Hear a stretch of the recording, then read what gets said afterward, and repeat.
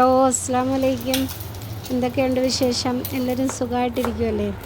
ഇന്നൊരു കണവ നിറച്ചതുണ്ടാക്കിയാലോ? ഇതാ ഈ ഒരു രീതിയിൽ നിങ്ങൾ മസാല റെഡിയാക്കിയതിന് ശേഷം കണവ നിറച്ച് ഉണ്ടാക്കി നോക്കണേ. അടിപൊളി ടേസ്റ്റാണ്. അപ്പം ഞാനിവിടെ ഒരു 6 മീഡിയം സൈസ് കണവ ഒന്ന് വൃത്തിയാക്കി വെച്ചിട്ടുണ്ട്. ഇനി അതിലേക്ക് ആവശ്യത്തിനുള്ള മസാല എന്ന് പറയുന്നത് ഒരു വലിയ സവാളയുടെ പകുതി ഞാൻ ചെറുതായിട്ടൊന്ന് അരിഞ്ഞെടുത്തിട്ടുണ്ട്. അത് 1 ടേബിൾ സ്പൂൺ എണ്ണ ഒന്ന് ചൂടായി കഴിയുമ്പോൾ സവാള ഒന്ന് വഴറ്റാം. ഇനി സവാളയ്ക്ക് ആവശ്യത്തിനുള്ള ഉപ്പ് ചേർത്ത് കൊടുക്കാം. സവാള ഒന്ന് വഴന്നതിന് ശേഷം 1/4 ടീസ്പൂൺ മഞ്ഞൾപ്പൊടിയും 1/2 ടീസ്പൂൺ മല്ലിപ്പൊടിയും 1/2 ടീസ്പൂൺ കാശ്മീരി മുളക് പൊടിയും 1/4 ടീസ്പൂൺ ഗരം മസാലയും ചേർത്ത് ഒന്നുകൂടി ഒന്ന് വഴറ്റാം. മസാലയുടെ പച്ചമണം മാറിക്കഴിയുമ്പോൾ ഫ്ലെയിം ഓഫ് ചെയ്ത് വയ്ക്കാം. ഇനി നമുക്ക് മിക്സിയുടെ ചെറിയ ജാറിലോട്ട് 1 പിടി തേങ്ങ ചേർക്കാം. 1/4 ടീസ്പൂണിലും താഴെ മഞ്ഞൾപ്പൊടിയും 1/2 ടീസ്പൂൺ ഇഞ്ചി വെളുത്തുള്ളി പേസ്റ്റും ചേർക്കാം. ഇതിപ്പോൾ പേസ്റ്റ് എൻ്റെ കയ്യിൽ ഉണ്ടായിരുന്നത് കൊണ്ടാണ് ചേർത്തത്. അല്ലെങ്കിൽ മുഴുവൻ 2 അല്ലി വെളുത്തുള്ളിയും ചെറിയൊരു പീസ് ഇഞ്ചിയും കൂടി ചേർത്താൽ മതി. ആദ്യം അതെല്ലാം കൂടി ഒന്ന് ഗ്രൈൻഡ് ചെയ്തതിന് ശേഷം ഒരു തണ്ട് കറിവേപ്പിലയും ഒരു 10 മണി കുരുമുളകും കൂടി ചേർത്ത് ഒന്നുകൂടി ഒന്ന് അരച്ചെടുക്കാം. കറിവേപ്പിലയും കുരുമുളകും എല്ലാം ഒന്ന് പൊടിഞ്ഞു വന്നിട്ടുണ്ട്.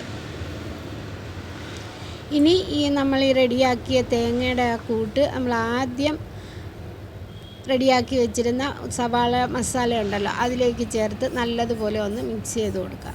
ചൂടോടുകൂടി തന്നെ ഇട്ട് കൊടുക്കണേ. അപ്പോൾ ഈ സമയത്ത് ഉപ്പ് നോക്കിയതിന് ശേഷം പോരുന്നുണ്ടെങ്കിൽ ചേർത്ത് കൊടുക്കാം. ഇനി നമ്മൾ റെഡിയാക്കി വെച്ചിരുന്ന ആ കണവയിലോട്ട് ഈ മസാല ഇതേപോലെ കുറേശ്ശെയായിട്ട് നിറച്ച് കൊടുക്കാം. ഒരു സ്പൂണിൻ്റെ പിടിഭാഗം ഉണ്ടല്ലോ അത് വെച്ച് ഇങ്ങനെ കുത്തി കൊടുത്താൽ താഴോട്ട് ഇറങ്ങും.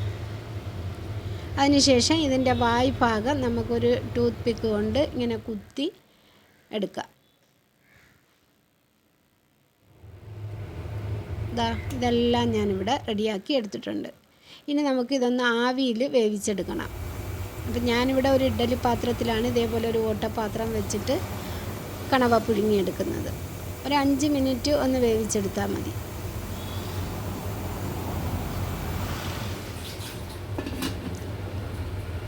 അഞ്ച് മിനിറ്റിന് ശേഷം ഫ്ലെയിം ഓഫ് ചെയ്ത് ഇത് നമുക്കൊരു വേറൊരു പ്ലേറ്റിലോട്ടെങ്ങാനും മാറ്റാം. അപ്പോഴും നമ്മുടെ ഈ കണവ പെട്ടെന്ന് തണുത്ത് കിട്ടും. ഇനി ഇതിൽ നമുക്ക് അടുത്ത ഒരു മസാല തേക്കാനുണ്ട്. അപ്പം അതിന് വേണ്ടിയിട്ടാണ് ഇത് തണുക്കാനായിട്ട് വേറൊരു പാത്രത്തിലോട്ട് മാറ്റുന്നത്.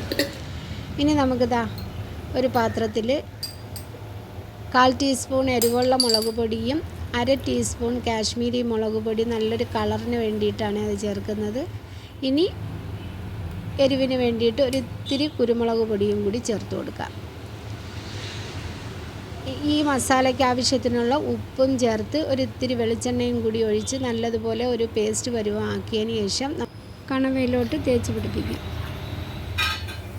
ഇനി ഞാൻ ഇവിടെ മസാല റെഡിയാക്കിയ അതേ പാത്രത്തിൽ തന്നെ 1 ടീസ്പൂൺ വെളിച്ചെണ്ണ ഒഴിച്ച് ചൂടായതിലേക്ക് ഒരു തണ്ട് കറിവേപ്പില ഇട്ട് പൊട്ടിക്കഴിയുമ്പോൾ നമ്മൾ റെഡിയാക്കി വെച്ചിരുന്ന കണവ ആ എണ്ണയിലോട്ടിട്ട് നമുക്ക് എല്ലാ ഭാഗവും ഒരേപോലെ ഒന്ന് മൊരിയിച്ചെടുക്കണം.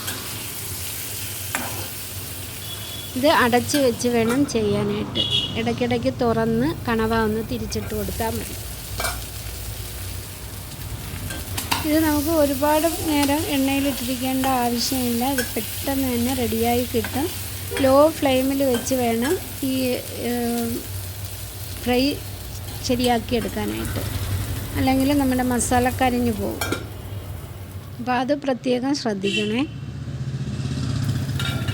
എല്ലാ ഭാഗവും ഒരേപോലെ മൊരിഞ്ഞ് കഴിയുമ്പോഴത്തേക്ക് നമുക്കിത് എണ്ണയിൽ നിന്ന് മാറ്റാം. ഒരു 2 മിനിറ്റൊക്കെ മതിയാവും ഇത് റെഡിയാക്കി എടുക്കാനായിട്ട്. ഇത് ഓൾറെഡി വെന്ത കണവയല്ലേ, അപ്പം പിന്നെ ആ മസാല ഒന്ന് മൊരിഞ്ഞ് കിട്ടിയാൽ മതി. ഈ ഒരു രീതിയിൽ നിങ്ങൾ തീർച്ചയായിട്ടും ട്രൈ ചെയ്ത് നോക്കണേ. ഇഷ്ടപ്പെട്ടാൽ ലൈക്ക് ചെയ്യണം, ഷെയർ ചെയ്യണം. സബ്സ്ക്രൈബ് ചെയ്യാതെ കാണുന്നവരൊന്ന് സബ്സ്ക്രൈബ് ചെയ്ത് സപ്പോർട്ട് ചെയ്യണേ.